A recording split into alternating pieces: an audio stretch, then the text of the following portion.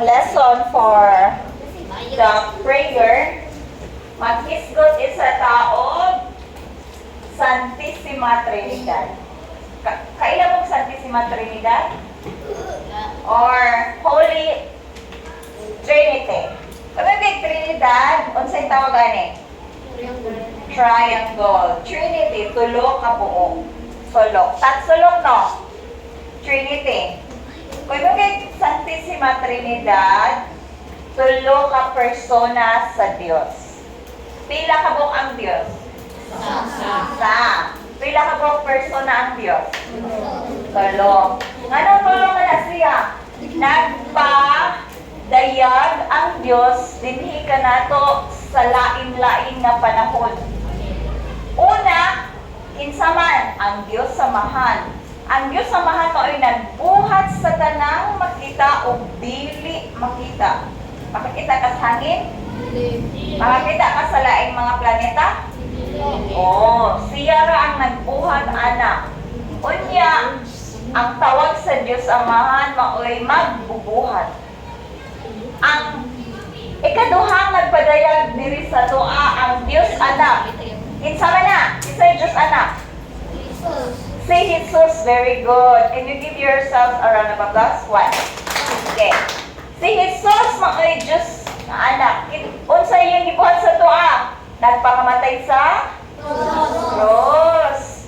Kung nagpakamatay siya sa cross, unsa may yung gibuhat? Nagluwas nato mga tao. Pagkamatay ni Jesus, wala na nagpabilin nga Diyos? Kinsa man? Oh, very good, Holy Spirit. Makita ni mong Holy Spirit? Dili. Ang Espiritu sa Diyos, nga mo ay ikatulong persona sa Diyos, itawag og Diyos Espiritu, dili makita, pero imong ma-feel. Ginoo, lagi yun ang Ginoo. Mga anak ka no? Di ka kay balo naman.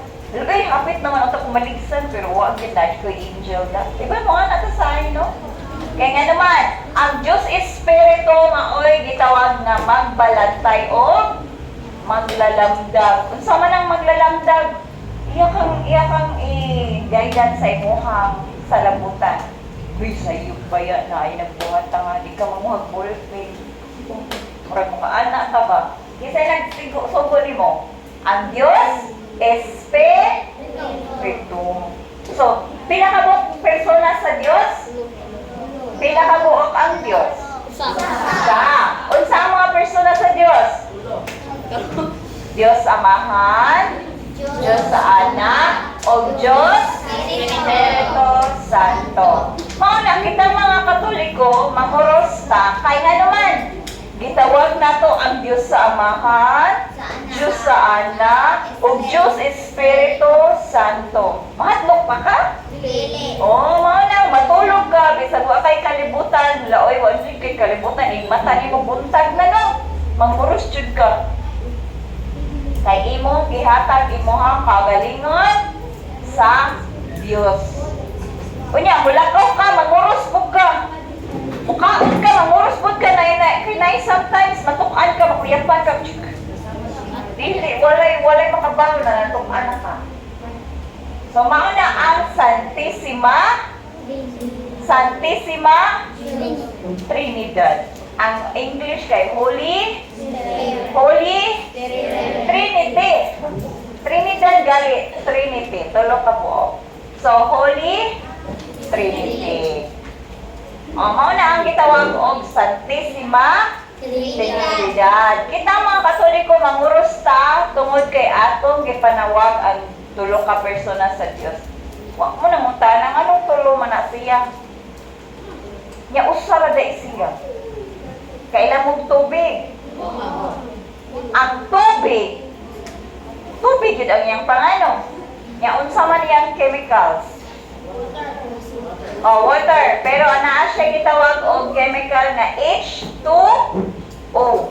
Wala pa man may chemistry. Tawag na siya H2O ang chemical sa water. Ang substance niya, H2O ang tawag, H niya, 2-0.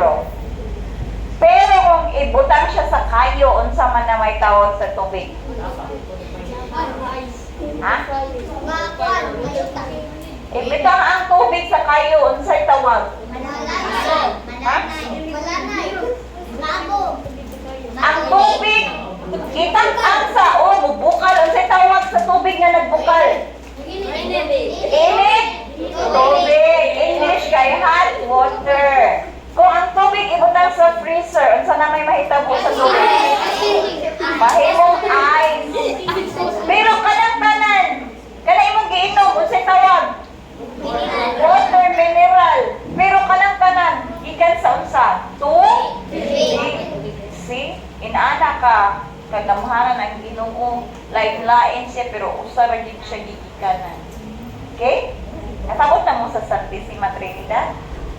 Makakita kayo mo sa simbahan og triangle, nagsimbolo na siya og tulo ka Diyo sa persona ug usa ka Diyos. Okay? Sometimes na ay mga design ba sa simbahan nga tatsulok. Ha? Ha? Oo. Basta inaana. Tapos,